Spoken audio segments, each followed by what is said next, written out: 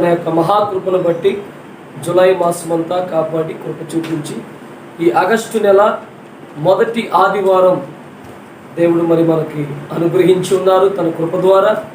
ఈ నెలంతా కూడా మునుపటి కంటే అధికమైన మేలైన కార్యాలు దేవుడు మీ ఎడల జరిగించును గాక.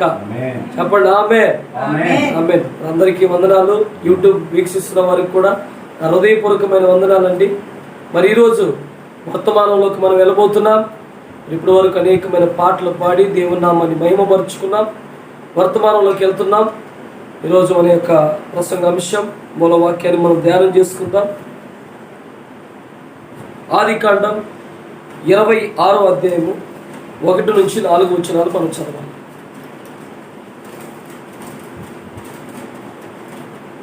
ఆదికాండం 26వ అధ్యాయము అబ్రహాము దినములలో వచ్చిన మొదటి కరువు కాక మరి యొక్క కరువు ఆ దేశంలో వచ్చును. అప్పుడు ఇస్సాకు గెరారులో ఉన్న ఫిలిష్తీయుల రాజైన అబీమెలెకు నొద్దకు వెళ్ళెను.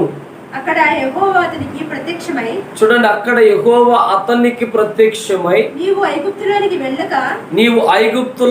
వెళ్ళక నేను నీతో చెప్పు దేశమందు నివసించుము. నేను నీతో ఏ దేశమైతే చెబుతానో, ఎక్కడికి వెళ్ళమని చెబుతానో, ఎక్కడ ఉండమని చెబుతానో నువ్వు అక్కడికి వెళ్ళవలెను. ఈ దేశమందు నేను నీకు తోడై ఉండి నిన్ను ఆశీర్వదించెదను. చూడండి, నేను నీకు తోడై ఉండి నిన్ను ఆశీర్వదించెదను. కళ్ళు మూసుకొని చిన్న ప్రార్థన చేసుకుందాం. మహిమగల తండ్రి, కృపగలిగిన యేసయ్య మీకు వందనాలు. ఈ ఆగస్టు నెల మొదటి ఆదివారం మీరు మాకు ఇచ్చిన అవకాశాన్ని బట్టి వందనాలు. నీ దాసునుగా నేను నీ పక్షాన నిలబడుతుండగా అయ్యా, నా నోటిని బోరగా చేతుని కర్రగా వాడుకోండి. శక్తి కలిగిన నీ మాటలు నీ ప్రియ బిడ్డలందరికీ మీరు అందించి వాక్యం ధారాళంగా రాకుండా అడ్డుపడుతున్న ఆటంకాలు, దుష్ట శక్తులన్నీ యేసు నామములో బంధించబడునుగా. వాక్యమునికి వెనువెంటే నీ ప్రియ బిడ్డలందరినీ దీవించండి. యేసు నామమున అడిగి పొంది ఉన్నాం తండ్రి, ఆమేన్. మనం చదువుకున్న వాక్యం లేఖన భాగాన్ని మనం గమనిస్తే ఇస్సాకును గురించి మనం ఈరోజు కొన్ని విషయాలు తెలుసుకోబోతున్నాం. ఆ దేశంలో ఏమొచ్చిందంట? కరువు వచ్చింది. ఏ దేశం అది? అంతకుముందు ఏ దేశంలో ఉన్నాడు చెప్పండి ఎవరన్నా? ఏ దేశంలో ఉండి కరువు వస్తే ఇప్పుడు గెరారుకు కరువు వచ్చిందా, ఐగుప్తుకు వచ్చిందా? మరి ఇప్పుడు అక్కడ నుంచి ఆయన ఎక్కడికి వెళ్ళమంటున్నాడు? వెళ్ళమన్నాడు. సరే, బాగా విందాం. ఎట్లయితేనేమి దేవుడు అక్కడ దర్శించాడు.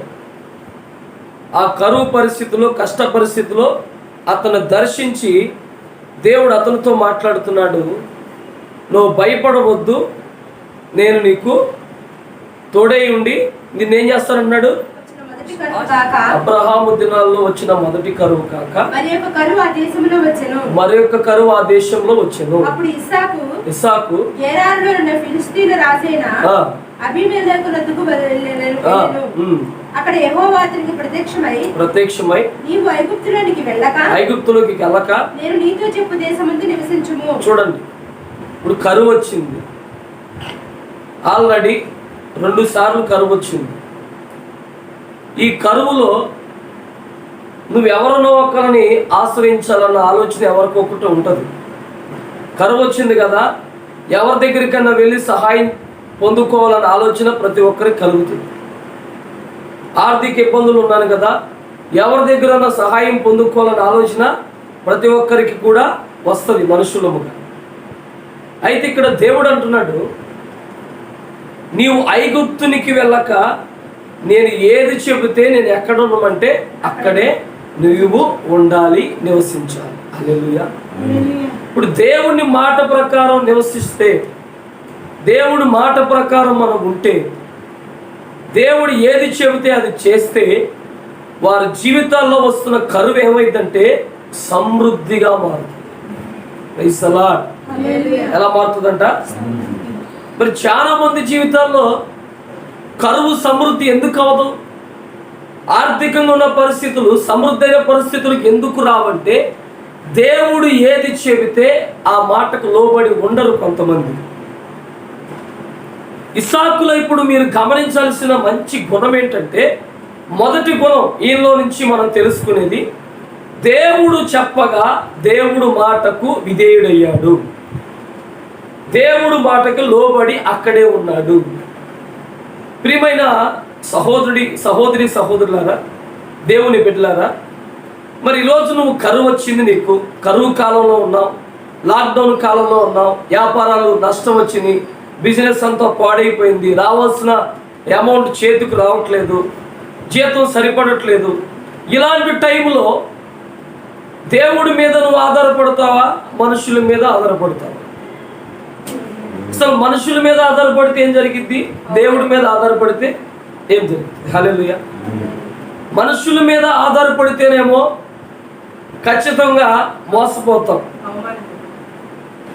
మనుషుల మీద మనం నమ్మిక ఉంచితే మీరు అన్నట్లుగానే అవమానానికి గురవుతాం, పొందుకోవలసింది పొందుకోలేం. దేవుని మీద నమ్మిక ఉంచితే ఆ కరువుని దేవుడు సమృద్ధిగా మారుస్తాడు. హల్లెలూయా, హల్లెలూయా. ఇస్సాకుతో దేవుడు మాట్లాడుతున్నాడు, నువ్వు భయపడవద్దు కానీ, నువ్వు వెనక్కు అడుగు వేయొద్దు కానీ, నువ్వు ఐగుప్తునికి వెళ్ళవద్దు కానీ, నేను చెప్పిన మాట ప్రకారం నేను ఎక్కడ ఉండమంటే అక్కడ ఉండు, ఆ ప్రాంతంలో నీవు నివసించు. ఎందుకు నివసించాలంటే నేను నిన్ను ఆకాశ నక్షత్రం వలె, ఇసుక రేణువుల వలె నేను నిన్ను మార్చేదను. హల్లెలూయా. చూడండి ఎలా మారుస్తాడంట ఇస్సాకుని దేవుడు. ఆ గెరారు ప్రాంతంలో నువ్వు అక్కడ నిలబడితే కనుక ఖచ్చితంగా ఇసుక రేణువు వలె, ఇసుక నేల మనం లెక్కేయగలుగుతామా? లెక్కేయలేం. ఎందుకంటే ఇసుక ఎన్ని ఉన్నాయి, 100 ఉందా, 200 ఉందా, 10 ఉందా, ఒక్కొక్కటి విసుకొచ్చి లెక్కేయడం ఎవరు తరం కాదు. ఎందుకంటే అంత సమృద్ధి. కానీ ఆకాశ నక్షత్రాలు నేను లెక్కేయగలుగుతామంటే లెక్కేయలేం. ఎందుకంటే విస్తారమైన సమృద్ధిగా ఉన్నాయి కాబట్టి. అట్లాగే ప్రభువుని నమ్మి ఆయన మాట ప్రకారం ఎవరైతే వింటారో ఖచ్చితంగా వారికి దేవుడు సమృద్ధిని ఇస్తున్నాడు. మరి ఈ సమృద్ధిలోకి రావడానికి ముందు ఇప్పుడున్న కష్టాన్ని ఎదుర్కోవడానికి, ఇప్పుడున్న ఆర్థిక ఇబ్బందులు ఎదుర్కోవడానికి నీకు కావాల్సింది ఏంటంటే ధైర్యం అవసరం. నువ్వు భయపడకుండా ఉండటం అవసరం. అదేగా చెప్తున్న ఇస్సాకు దేవుడు. మనం చదవన రిఫరెన్స్ ఒకసారి, ఆదికాండం. నేను నీకు తోడై ఉండి నిన్ను ఆశీర్వదిస్తాను. దేవుడు తోడుగా ఉంటే ఖచ్చితంగా ఆ వ్యక్తి ఆశీర్వదించబడతాడు. దేవుడు తోడుకుంటే ఆ వ్యక్తి ఖచ్చితంగా ఆ వ్యక్తి దీవించబడతాడు. ఇన్నాళ్ళు నువ్వు ప్రార్థనలో ఉండి, దేవుని యొక్క మార్గంలో నువ్వు ఉండి, ఆయన వాక్యానుసారంగా నువ్వు వెళ్తున్నప్పటికీ, ఆయన వాక్యానికి నువ్వు విధేయురాలుగా ఉండి విధేయుడిగా ఉండి, ఆదివారం మందిరానికి వెళ్ళి కుటుంబ ప్రార్థన చేసి, ఒకవేళ నీకు ఆశీర్వాదం అనేది రాలేదనుకోండి, భౌతికంగా శారీరకంగా నీకు ఆరోగ్యం ఇంకా లేదనుకోండి, భయపడవద్దు. కానీ ఖచ్చితంగా ఆయన నీకు తోడుగా ఉన్నాడనేది నమ్మండి. Praise the Lord. ఈ ఆగస్టు నెలలోకి వచ్చాం, 7 నెలలు గడిచిపోయినాయి. మరి 8వ నెలలోకి వచ్చాను, ఇంకా నా కుటుంబంలో ఏ దీవెన లేదు, ఏ ఆశీర్వాదం లేదు. నా బిడ్డల జీవితాలు అలాగే ఉన్నాయి. ఓ పక్క లాక్డౌన్, ఒక పక్క వ్యాపారం నష్టం వచ్చింది, ఒక పక్క స్కూల్ లేవు, పిల్లలు స్టడీ పాడైపోతుంది అని భయపడుతున్నారేమో. దేవుడు మీకు ఏది చెబుతున్నాడంటే, ఈ ఉదయకాలం ఆదివారం రోజు నిన్ను భయపడవద్దు, నిన్ను నేను ఆశీర్వదిస్తాను, నేను మాత్రం నీకు తోడుగా ఉన్నాను అంటున్నాడు దేవుడు. హల్లెలూయా. ఈరోజు దేవుడు తోడుగా ఉంటే భయపడాల్సిన పని లేదు, బాధపడాల్సిన పని లేదు, దిగులు పడాల్సిన పని అంతకన్నా లేదు, కృంగిపోవాల్సిన పని అంతకన్నా లేదు. ధైర్యంగా ఉండాలి. అబీమెలెకు ఎవరైనా ఫిలిష్తీయుల రాజు గెరారుకి వెళ్ళినప్పుడు ఇస్సాకు కూడా చాలా అవమానాన్ని ఎదుర్కొన్నాడు, చాలా నిందలు పడ్డాడు, చాలా బాధ అనుభవించాడు. హేళనకరమైన పరిస్థితులు అతనికి వచ్చినాయి. ఒక పక్క యవన కాలంలో ఉన్న భార్య ఉంది, రెబెకమ్మ గారు. నా మాట జాగ్రత్తగా వినండి. రెబెక్కమ్మ గారు ఎవరి కాలంలో భార్య ఉంది, అందమైన భార్యను బట్టి భయం, అన్ని రీతులు అతను భయపడుతున్నప్పుడు దేవుడు అక్కడ ఎవరితో మాట్లాడుతున్నాడంటే అబీమెలెకుతోనే మాట్లాడుతున్నాడు. అబీమెలెకుతో మాట్లాడి, నువ్వు ఇస్సాకును ముట్టవద్దు, తన భార్యను ముట్టవద్దు, నీవు ముట్టకూడదు, నీ వారు కూడా ఎవరు కూడా ముట్టడానికి వీల్లేదు అని ఎవరితో మాట్లాడాడు దేవుడు? అబీమెలెకుతో మాట్లాడాడు. హల్లెలూయా. ఇస్సాకుని ధైర్యపరిచి ఇస్సాకుకి హాని చేయడానికి ఎవరైతే ఉన్నారో వారితోనే దేవుడు మాట్లాడాడు. వారితోనే దేవుడు మాట్లాడి ఇస్సాకుకి అన్ని రీతిలో ఆ గెరారు ప్రాంతంలో దేవుడు అండగా ఉన్నాడు, నీడగా ఉన్నాడు. మరి నీ వింటున్న ప్రాంతంలో నీ పరిస్థితిని బట్టి కూడా దేవుడు అంటున్నాడు, నేను నీకు ఆగస్టు నెలలో అండగా ఉన్నాను, నీడగా ఉన్నాను, నీ కుటుంబాన్ని కాపాడువాడుగా నేనున్నాను, నేను నీకు తోడుగా ఉండి ఖచ్చితంగా ఇప్పుడు నువ్వు ఇరుకులో ఉన్నావేమో, కష్టంలో ఉన్నావేమో, తినడానికి కూడా ఇబ్బంది పడుతున్నావేమో, అద్దె కట్టడానికి ఇబ్బంది పడుతున్నావేమో, సొంత ఇల్లు లేక బాధపడుతున్నావేమో, అద్దులు కట్టలేక ఒక పక్క ఇల్లు కట్టలేక అన్ని రీతుల్లో కూడా సతమతమవుతున్నావేమో, నీకు ఒక శుభవార్తగా దేవుడు మాట్లాడుతున్నాడు. ఇస్సాకుకి గెరారులో తోడుగా ఉన్నట్లు నీ ఉంటున్న ప్రాంతంలో ఈ విజయవాడలో దేవుడు నీకు తోడుగా ఉండి నిన్ను అభివృద్ధి పరచబోతున్నాడు. హల్లెలూయా. ఏం చేస్తున్నాడంటే దేవుడు నీకు తోడుగా ఉండి నిన్ను అభివృద్ధి పరుస్తున్నాడు. మరి అభివృద్ధి పరచడానికి ఇస్సాకు ఎలా అభివృద్ధి అయ్యాడో కొన్ని మాటల వాక్యంలో మనం చదువుకుందాం. ఒకసారి చదవండి. అదే ఆదికాండం 26వ అధ్యాయం 12వ వచనం. ఆదికాండం 26. ఇస్సాకు ఆ దేశమందున్నవాడే విత్తనము వేసి ఆ సంవత్సరం 100 ఫలము పొందెను. చూడండి, యెహోవా అతనిని ఆశీర్వదించెను కనుక ఆ మనుషుడు గొప్పవాడాయను. హల్లెలూయా. ఇప్పుడు యెహోవా ఆశీర్వదిస్తే గొప్పవాడయ్యాడా? అతనంతటికి అతను గొప్పవాడయ్యాడా? దేవుడు ఆశీర్వాదమే అతన్ని గొప్పవాడిగా చేసింది. ఈరోజు నిన్ను గొప్పవాడిగా, గొప్ప వ్యక్తిగా నువ్వు అవ్వాలంటే నిన్ను దేవుడు ఆశీర్వదించాలి. దేవుడు ఆశీర్వదించకుండా నీ సొంత ప్రయత్నాలు ఎన్ని చేసినా వ్యర్థమే. అలా నిన్ను ప్రయత్నించొద్దు అంటలేదు, కానీ నీ ప్రయత్నం, నీ క్రియలో ఉండాలి, దేవుడు సహాయం ఉండాలి. నీ క్రియలో ఉండాలి, నీ తెలివితేటలు ఉండాలి, దేవుడి యొద్ద నుండి నువ్వు జ్ఞానము కూడా పొందుకోవాలి. అక్కడ విత్తనం వేశాడు, ఆ విత్తనం దేవుడు ఆశీర్వాదకరంగా మార్చాడు. మరి ఆశీర్వాదకరంగా మార్చడానికి గల కారణం ఏంటండి? కొన్ని విషయాలు మనం తెలుసుకోవాలి. ఇప్పుడు ఇస్సాకు విత్తనం వేసిన తర్వాత ఆశీర్వాదం రావడానికి కారణం ఏంటంటే, మొదటిగా ఇస్సాకు దేవునికి విధేయుడయ్యాడు. ఏమయ్యాడు? రాసుకోండి మీ నోట్స్. ఇస్సాకు ఆ దేశంలో ఆశీర్వదించబడటానికి, దేవుడు అతనికి తోడుగా ఉండటానికి, ఇస్సాకు దేవుడు వచ్చి ప్రత్యక్షమై మాట్లాడినప్పుడు దేవుడికి ఇస్సాకు విధేయుడయ్యాడు. రెండోదిగా దేవుడు మాటకి లోబడ్డాడు. మూడోదిగా దేవుడు ఏది చెబితే అది చేయడానికి ఇష్టపడ్డాడు. హల్లెలూయా. ఏం చేశాడంట? ఇస్సాకులో మొదటిగా విధేయత, తర్వాత దేవుడు ఏది చెబితే ఆయన మాట ప్రకారం చేయుట, దేవుడి మీద ఆధారపడుట. ఈ మూడు ఇస్సాకులో మనం కలిగి ఉండాల్సిన మంచి లక్షణాలు. ఇస్సాకులోంచి నువ్వు ఇప్పుడు ఏం పొందుకున్నావు లక్షణం అంటే, దేవుడు ఏది చెప్పాడో అది చేయటం, దేవుడు ఎలా ఉండమన్నాడో అలా ఉండటం. ఉన్నాడు కాబట్టి, లోబడ్డాడు కాబట్టి ఖచ్చితంగా అతను వేసిన విత్తనాన్ని దేవుడే అక్కడుండి అభివృద్ధి పరిచాడు. Praise the lord. దేవుడే అక్కడుండి అభివృద్ధి పరిచాడు, ఆశీర్వదించాడు. అందుకనే ఇస్సాకు అభివృద్ధి పరచబడ్డాడు. మరి ఈరోజు ఈ వాక్యం వింటున్నా, నువ్వు అభివృద్ధి పడాలని నీకు ఉంది, ఆశీర్వాదం పొందుకోవాలని ఉంది, ఈ ఆగస్టు నెలలో మేలును అనుభవించాలని నీకుంది. అయితే మీరు చేయాల్సింది ఒకటి, ఇస్సాకులో ఉన్న గుణాన్ని నువ్వు తీసుకోవాలి.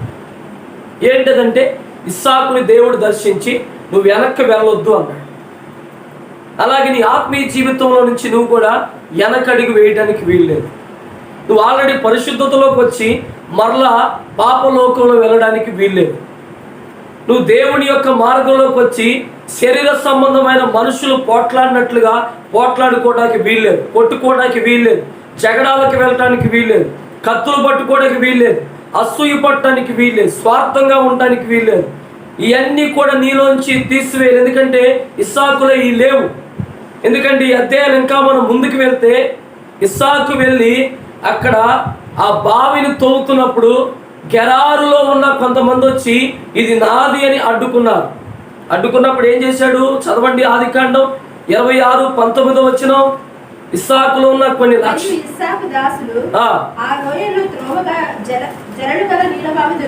జలల గల నీళ్లు బావి దొరికెను. గేరారులో ఉన్న కాపురులు ఇస్సాకు దగ్గర ఉన్న కాపరులతో జగడమాడి ఈ నీరు మాదే అని చెప్పారు కనుక అతడు ఆ బావికి అని పేరు పెట్టాను. ఇప్పుడు ఆ గెరారులో ఉన్నవారు వాదనకు వచ్చారు, గొడవ పడ్డారండి. ఇప్పుడు ఇస్సాకు గొడవ పడ్డట్టు ఉంది అక్కడ. ఇప్పుడు మరి ఇస్సాకులో మనం నేర్చుకోవాల్సింది ఏంటంటే, నీ మీదకి ఎవరైనా గొడవకు వస్తే ఇది నాది అంటే, సరే నీదైతే తీసుకోమ్మా దేవుడు చూసుకుంటాడని నువ్వు మౌనంగా ఉండి పక్కగా వెళ్ళిపోవాలి. హల్లెలూయా. నువ్వు మౌనంగా ఉండి పక్కకి వెళ్ళాలి. ఇప్పుడు ఇస్సాకులో నువ్వు ఒక మంచి ఆత్మీయ లక్షణాన్ని ఏం తెలుసుకోబోతున్నావు అంటే, విత్తనం వేసాడు, ఆశీర్వదించబడ్డాడు. ఆశీర్వాదానికి గల కారణం ఏంటంటే దేవుడు అతనిలో ఉన్న గుణగుణాలను చూశాడండి. దేవుడు అలాగే యూట్యూబ్ ఛానల్లో వాక్యం వింటున్నారు, సంగముగా కూడి వాక్యం వింటున్నారు, మిమ్మల్ని కూడా ఆశీర్వదించాలంటే మొదటగా ఇస్సాకు వాదాపవాదాలకి గొడవలకి వెళ్ళిన వాడు కాదు, తగ్గించుకొని మరొక చోటకి వెళ్ళిపోయాడు. గెరారు వారు తగులుకు వస్తే సరేనయ్యా మీద అంటున్నారుగా అని చెప్పి మౌనంగా ఉండి ఇస్సాకు పక్కకి వెళ్ళారు. మరి ఈరోజు నీ మీదకి ఎవరైనా తగుబడతాకు వస్తుంటే, గొడవ పడతాకు వస్తుంటే, నీ ఇంటి పక్క వాళ్ళు, ఇంటి ఎదురు వాళ్ళు, నీ ఇంట్లో ఉన్న వారి గొడవలకు వస్తుంటే మరి నువ్వు తగ్గించుకొని మౌనంగా ఉంటున్నావా? ప్రార్థన చేస్తూ వాక్యం వింటూ ప్రభు వల్ల ఆరాధనలో పాల్గొంటూ కూడా నువ్వే ముందు తగుకెళ్ళి నువ్వే గొడవ పెట్టుకుంటున్నావా? ఆలోచించు. ఒకవేళ మీరే తగువ పెట్టుకుంటే ఇంకా మీరు ఇస్సాకులో ఉన్న గుణంలోకి లక్షణాల్లోకి వచ్చిన వారు కాదు. ఇస్సాకు చూడండి, గెరారు వారితో వివాదం వచ్చినప్పుడు చాలా దూరంగా ఉన్నాడు. దూరంగా ఉండి ఏం చేశాడు? చదవండి ఆ రిఫరెన్స్ మళ్ళా కింద వాక్యం. ఇప్పుడు చదివిన దాని కింద వాక్యం చదవండి. మరి ఇస్సాకు అప్పుడు గెరారు కాపరులు ఇస్సాకు కాపరులతో జగడమాడి ఈ నీరు మాది అని చెప్పి కనుక తనతో కలిగించినందున అతడు ఆ బావికి ఏసేకు అని పేరు పెట్టాను. వారు మరి ఒక బావి త్రవ్వినప్పుడు ఇక్కడ నుంచి చదవాలి. ఇప్పుడు వారు మరి ఒక బావి త్రవ్వినప్పుడు వారు మరి యొక్క బావి అనగా ఇప్పుడు దాన్ని వదిలేశారు కదా, ఆ గొడవ వచ్చిన సందర్భాన్ని విడిచిపెట్టేశారు. అంటే ఇప్పుడు నువ్వు ఇక్కడ ఆత్మీయంగా ఈ వాక్యం విన్నప్పుడు ఏం చేయాలంటే, నువ్వు వెళ్తున్న డ్యూటీలో, నువ్వు వెళ్తున్న ఆఫీసులో, నువ్వు వెళ్తున్న మార్గంలో ఎవరైనా జగడానికి వస్తే నువ్వు అక్కడ తగ్గించేసుకో. అంటే ఇక్కడ ఇస్సాకులు ఏం కనపడుతుంది తెలుసా? తగ్గింపు జీవితం కనబడుతుంది. నోట్ చేసుకోవాలి. ఇక్కడ ఇస్సాకులు ఏం కనపడుతుంది? తగ్గింపు. పూర్తిగా ప్రభు దృష్టికి మిమ్మల్ని మీరు తగ్గించుకోండి, అప్పుడు ఆయన మిమ్మల్ని హెచ్చించునని యాకోబు 4:10 రాయబడి ఉంది. ఇప్పుడు ఇస్సాకు తగ్గించుకొని పక్కకు వెళ్ళిపోయి ఏం చేశాడు? మరొకటి తోవినప్పుడు ఏమైంది? చదవండి ఆ మాట కూడా. మరి యొక్క బావి తోవినప్పుడు చూడండి, ఆగండి, ఇక్కడ ఒక నిమిషం ఆగండి. దాని కొరకు కూడా జగడమాడారు, వదిలిపెట్టట్లేదు ఈ గెరారు మనుషులు. ఇస్సాకుతో ఉన్న సేవకులు, వారి పనివారు ఎక్కడ చూసుకుంటుంటే అది మాదే అని వెళ్ళిపోతున్నారు, మాదే అని చెప్పి అడ్డం తిరుగుతున్నారు, మాదే అని చెప్పి గొడవడుతున్నారు. గొడవడినప్పుడు ఏమైంది? చదవండి. గొడవారిలు కనుక దానికి సిట్నా అని పేరు పెట్టింది. అక్కడి నుంచి వెళ్ళిపోయి మరి యొక్క బావిని త్రవ్వించింది. దాని విషయమే వారు జగడమాడలేదు కనుక అతడు ఇప్పుడు యెహోవా మనకు ఎడము కలుగజేసి ఉన్నాడు కనుక ఈ దేశం మనకు అభివృద్ధి పొందుతుంది అనుకుని దానికి రహేబోతు అని పేరు పెట్టాను. చూడండి, ఆ పేరుకి అర్థం ఎడము. ఆ పేరుకి అర్థం ఏంటి? దేవుడు ఎడం చేసి అంటే దేవుడు కొంతమందిని కుటుంబంలో నుంచి ఏర్పరుస్తాడు, రక్త సంబంధికుల నుంచి వేరుపరుస్తాడు, బంధువుల నుంచి వేరుపరుస్తాడు, అధికారుల నుంచి వేరుపరుస్తాడు. ఈ వేరుపరిచినాక ఎందుకంటే నీ మీద ఒక ప్రత్యేకమైన గురి దేవుడికి ఉండిద్ది. కానీ వాక్యం వింటున్న వారు మీ అమ్మ కానీ నాన్న కానీ లేకపోతే మీ భర్త కానీ మీ తోబుట్లు కానీ నన్ను వేరుగా చూస్తున్నారు, నా ఇంట్లో వారు ఒకలాగా ఉంటున్నారు, నన్ను ఒకలాగా చూస్తున్నారని బాధపడుతున్నావేమో. దేవుని బిడ్డ బాధపడొద్దు, ఎందుకంటే వేరైనాక ఆశీర్వాదం వేరుగానే ఉంటుంది. ఇక్కడ ఇస్సాకు మనం గమనించాం కదండి, ఆయనలో ఉన్న గుణగుణాలను మనం తెలుసుకోవాల్సినవి, మనం పొందుకోవాల్సినవి ఏంటంటే ఆయన తగ్గింపు, ప్రభు దృష్టికి తగ్గించుకున్నాడు. వాళ్ళు ఏ గోవితో వినా ఏ బావి తీసినా ఆ బావి నాదే అని గెరారు వారు వచ్చినప్పుడు వాళ్ళతో యుద్ధానికి వెళ్ళలేదు, కొట్లాట్లకి వెళ్ళలేదు, వాదనలకు దిగలేదు, మౌనంగా ఉన్నాడు. మరి నీ ఆత్మీయ జీవితంలో నువ్వు ఎంత మౌనంగా ఉంటున్నావు? గొడవలకి ఎంత దూరంగా ఉంటున్నావు? చిన్నదానికి పెద్దదానికి గొడవలకి వెళ్ళిపోయి మాట మాట్లాడి నువ్వెంత అంటే నువ్వెంతని నువ్వు ఎలాంటి వాదనలు ఆడితే నీ ఆత్మీయ జీవితంలో దేవుడిచ్చే ఆశీర్వాదాన్ని ఎలా పొందుకుంటావు? ఇస్సాకు మౌనముగా ఉండి పక్కకి వెళ్ళాడు కాబట్టి దేవుడు ఆ దేశంలో అతను విత్తనం వేయగా అతను ఆ పంటను దేవుడు ఆశీర్వదించాడు. హల్లెలూయా. మరి నీ కుటుంబం ఆశీర్వదించబడాలంటే నువ్వు ఈరోజు కొద్దిగా పనే చేస్తున్నావు, దాంట్లో 10 రూపాయలే వస్తుంది, లేదా 100 వస్తుంది, 10,000 వస్తుంది.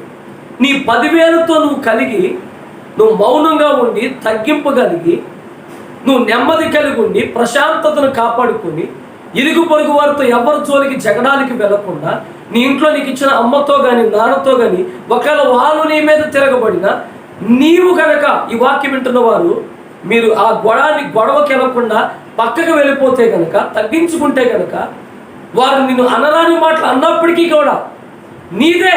వాస్తవంగా అయితే ఆ బావి ఎవరిది, ఆ స్థలం ఎవరిదండి? ఇస్సాకు నాన్నగారిది కాదా? దేవుడు చూపించింది కాదా? అతను సొంతది కాదా? అతను సొంతదే, అతను తీసుకుంటేనే గెరారు వారు వచ్చి ఇది మాది, నువ్వేంటి ఇక్కడ తీసేది, ఆ నీటి ఓట మాది అని చెప్పి అడ్డం తిరిగితే తన వస్తువుకి, తన తండ్రి చేత ఆశీర్వదించబడిన వస్తువుకి కూడా ప్రజలు అడ్డం తిరిగినప్పుడు నాది అని మాట మాట్లాడలేదు. మీరేంటి ఇక్కడ గెరారు వాళ్ళని కొట్టండి అని ఆయన దగ్గర ఉన్న సేవకులు కూడా తిరుగుబాటుకి వెళ్ళమని చెప్పలేదండి. ఎందుకంటే ఈయన మౌనంగా ఉన్నాడు, తన వెనకాల ఉన్న వాళ్ళు మౌనంగా ఉన్నారు. ప్రియమైన సహోదరుడా, సహోదరి, నీవు మౌనంగా ఉంటే రేపొద్దున నీ పిల్లలు మౌనంగా ఉంటారు. నీవు ప్రశాంతతను కాపాడుకుంటే నీ తర్వాత తరంలో వచ్చి నీ పిల్లలు ప్రశాంతంగా ఉంటారు. ఈరోజు నువ్వు ఏది ఎత్తుతావు? గొడవలు ఎత్తుతావా? ఎదురు చెప్పడం ఎత్తుతావా? తగులు ఎత్తుతావా? రేపొద్దున ఖచ్చితంగా నీ జీవితంలో నీ పిల్లలు కూడా అదే పంట కోయిపోతున్నారు. అప్పుడు నువ్వు బాధపడాల్సి వస్తుంది, వేదన పడాల్సి వస్తుంది, దిగులు పడాల్సి వస్తుంది, ఆదరించే పరిస్థితిని పోగొట్టుకుంటావు. అందుకే ఇస్సాకుని దేవుడికి మాదిరిగా పెట్టాడు. ఈ గెరారు ప్రాంతంలో ఆ ఫిలిష్తీయుల మధ్య, అబీమెలెకు మధ్య అతనిని అంత శోధన వచ్చింది. శోధన రాలేదు, ఇప్పుడు ఆశీర్వాదమే ఉందా? ఈ ఆశీర్వాదానికి ముందు మీరు గమనిస్తే శోధన కూడా ఉంది. ఆదికాండము 26వ అధ్యాయం 16 నుంచి మీరు చదివితే శోధన కూడా ఉంది, వ్యతిరేకత కూడా వచ్చింది, భార్య నిమిత్తం కూడా భయపడిన పరిస్థితులు వచ్చినాయి. అయినా దేవుడు వదిలిపెట్టాడండి ఇస్సాకుని? వదిలిపెట్టల. మరి అలాంటప్పుడు మిమ్మల్ని ఎందుకు వదిలిపెడతాడు? ఈ వాక్యాన్ని వింటున్నా మీ కుటుంబాన్ని ఎందుకు వదిలిపెడతాడు? మీ బిడ్డలు ఎందుకు వదిలిపెడతాడు? వదిలిపెట్టడు. కానీ ఇస్సాకు ఎలాగైతే ఆ దేవుడు చెప్పినప్పుడు నీవు నా వలన ఈ మాట విని నువ్వు ఇక్కడే ఉండు, వెనక్కు అడుగేయొద్దన్నప్పుడు ఇస్సాకు లోబడ్డాడో, విధేయుడు కలిగి ఉన్నాడో, దేవుడు మాటను హృదయంలో హత్తుకున్నాడు. నీవు కూడా ఈ వాక్యాన్ని నీ హృదయంలో హత్తుకో. ఇస్సాకులో ఉన్న మంచి గుణాలని నువ్వు తీసుకో, తగ్గింపు కలిగుండు, తిరుగుబాటుకు వచ్చినప్పుడు కూడా మౌనంగా ఉండు, సాక్ష్యాన్ని కాపాడుకో, యేసు క్రీస్తు బిడ్డవని నువ్వు అనిపించుకో. నీ తగ్గింపు, నీ సాత్వికం, నీ మంచితనం ఏమైంది? వాళ్ళకే, ఎదురాడే వాళ్ళకే. హల్లెలూయా. అపోస్తుడైన పౌలయ్య గారు తిమోతికి పత్రిక రాస్తూ ఒక మాట అన్నాడు, ఎదురాడే వాళ్ళకి మారు మనస్సు ఏమొస్తుందంట. ఈరోజు నీ మీద ఎవరు ఎదురాడుతున్నారు, ఎవరు వ్యతిరేకంగా మాట్లాడుతున్నారు, నీ తప్పు ఉన్నా లేకపోయినా, నువ్వు మౌనంగా ఉన్నా, నువ్వు వాళ్ళ మంచి కోరుతున్నా, నీ మంచి కోరట్లేదేమో, ఎదురాడుతున్నారేమో, అయినను నీవు మాత్రము నువ్వు ప్రశాంతను కాపాడుకో, ప్రేమను కాపాడుకో, తగ్గింపును కాపాడుకో. మారు మాట్లాడు, మాకు ఇస్సాకులాగా మౌనంగా ఉండి పక్కకి వెళ్ళిపో. దేవునికి మహిమ కలుగును గాక. ఖచ్చితంగా నువ్వు మౌనంగా పక్కకి వెళ్ళిపో. ఆ గొడవ సద్దుమదుగుతుంది, ఆ గొడవ ఆగుతుంది. ప్రభు నిన్ను దీవిస్తాడు. నీ మీద ఎవరైతే తిరుగుబాటు చేశారో వారిని నీ పక్షాన అయ్యేలాగా దేవుడు మారుస్తాడు. ఇప్పుడు ఇస్సాకుని ఖచ్చితంగా అక్కడ అభివృద్ధి పరిచాడు, దీవించాడు. దీనికి మనం ఇంకా చాలా ఉంది చెప్పుకోవాల్సింది, సమయం లేదు. ప్రభు చిత్తం అయితే పార్ట్ 2గా ఈ అంశాన్ని నెక్స్ట్ మరలా అందిస్తాను. ఇస్సాకులు ఇంకా ఏమేమి మనం తెలుసుకోవాలో ప్రభు చిత్తం అయితే, ప్రభు మాట్లాడమంటే ఆ విషయాన్ని నేను కొనసాగిస్తాను. అయితే చివరిగా ఒక రిఫరెన్స్, సామెతల పుస్తకం 16వ అధ్యాయము 7వ వచనాన్ని చదివి ముందుకు వెళ్ళిపోతాం. సామెతల పుస్తకం 16వ అధ్యాయం 7వ వచనం రిఫరెన్స్ యూట్యూబ్లో ఉంటున్న వారు రాసుకోండి. సామెతలు 16:7. ఒకని ప్రవర్తన యెహోవాకు ప్రీతికరం అంటే ఇష్టముగా ఉంది. ఆయన వాని శత్రువులను సహా వానికి మిత్రులుగా చేయను. చూడాలి, విన్నారు కదండి. సామెతలు 16వ అధ్యాయంలో నీ ప్రవర్తన దేవునికి ఇష్టముగా ఉంటే, ప్రభు దృష్టికి నువ్వు తగ్గించుకుంటే, ప్రభు దృష్టికి నువ్వు యథార్థంగా నమ్మక, ఎంత శ్రమ వచ్చినప్పటికీ, జగడమాడే పరిస్థితి వచ్చినప్పటికీ కూడా నీ మౌనముగా ఉంటే ప్రభు నీ జీవితాన్ని కలగజేసుకుంటాడు అన్నాడు కదా. ఎందుకంటే ఇక నీ ప్రవర్తన దేవుడికి నచ్చింది, నీ మాట తీరు దేవుడికి నచ్చింది, నీ తగ్గింపు దేవుడికి నచ్చింది, నీ ఓర్పు దేవుడికి నచ్చింది. కాబట్టి నీ శత్రువులను సహా మిత్రులుగా చేస్తాడు. ఆ గెరారులో ఉన్న జనమంతా, తిరుగుబాటు చేసిన జనమంతా, ఇస్సాకు మీదకి లేచిన వారు, ఇస్సాకును కొడతాకు వచ్చిన వారు, నాదని తిరుగుబాటుకు వచ్చిన వారంతా ఇస్సాకు ప్రవర్తన చూసి ఆ గెరారు ఉన్న వాళ్ళందరూ కూడా ఇస్సాకుకి మిత్రులుగా మారిపోయారు. హల్లెలూయా. దేవుడు చేసిన అద్భుతాన్ని చూడండి. ఆయన నీకు తోడై ఉన్నాడు కనుక ఖచ్చితంగా దేవుడిని ఆశీర్వదిస్తున్నాడు. నువ్వు ఏ దేశంలో ఉన్నావో, ఏ ప్రాంతంలో ఉన్నావో, ఏ గ్రామంలో ఉన్నావో, ఏ ఇంటిలో ఉన్నావో, అక్కడ ఒక ఇప్పుడు వరకు ఫలింపు లేదా? దేవుడి వాక్యం ద్వారా చెప్తున్నాడు, ఇస్సాకు ఇత్తనం వేసాడు కనుక 100 ఫలం వచ్చింది. ఎందుకనగా దేవుడు అతనికి తోడై ఉండి అతనిని ఆశీర్వదించి అభివృద్ధి పరచెను. నా దేవుడు నీతో చెప్తున్నాడు, నిన్ను ఆశీర్వదించి, నిన్ను అభివృద్ధి పరిచి, నిన్ను దీవించును గాక. ఆమేన్. కళ్ళు మూసుకోండి, ప్రార్థన చేసుకుందాం.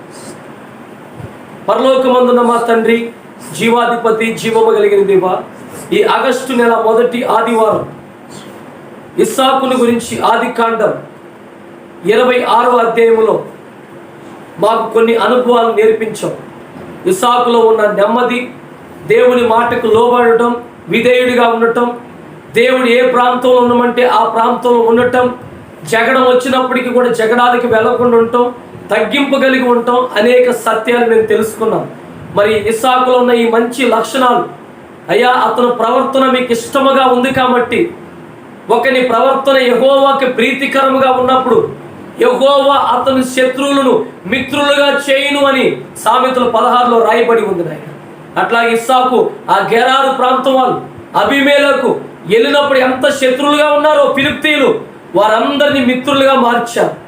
వారందరి ముందే ఇస్సాకును అభివృద్ధి పరిచారు, ఇస్సాకును ఆశీర్వదించారు. ఈ వాక్యం వింటున్న బిడ్డలకు కూడా వారు ఏ ప్రాంతంలో ఉండి ఇలాంటి వ్యతిరేకతలు ఎదుర్కొంటున్నారు, ఇస్సాకులాగా వారు కూడా మౌనంగా ఉండి నీ మాటకు లోబడి తగ్గి ఉండి ప్రభు దృష్టికి తగ్గించుకొని పరిశుద్ధ జీవితాన్ని కాపాడుకున్నప్పుడు వారుంటున్న ప్రాంతంలో వారికి కూడా మీరు తోడుగా ఉండి వారిని అభివృద్ధి పరిచి ఆశీర్వదించి విస్తరింప చేస్తున్నానని మీరు మాట్లాడినందుకు మీకు స్తుతి చెల్లిస్తూ ఈ వాక్యానికి వెనువెంటే మంచి దీవెనను, ఆశీర్వాదం, ఆరోగ్యం, సమాధానం, క్షేమము, అభివృద్ధి, భద్రత వారికి, వారి కుటుంబానికి, వారి బిడ్డలకి ఈ ఆగస్టు మాసం అంతా తోడై ఉండమని నజరేయుడైన యేసయ్య నామమున ప్రార్థించి అడిగి పొంది ఉన్నాము తండ్రి. ఆమేన్. హల్లెలూయా. అందరికీ నా హృదయపూర్వకమైన ప్రైజ్.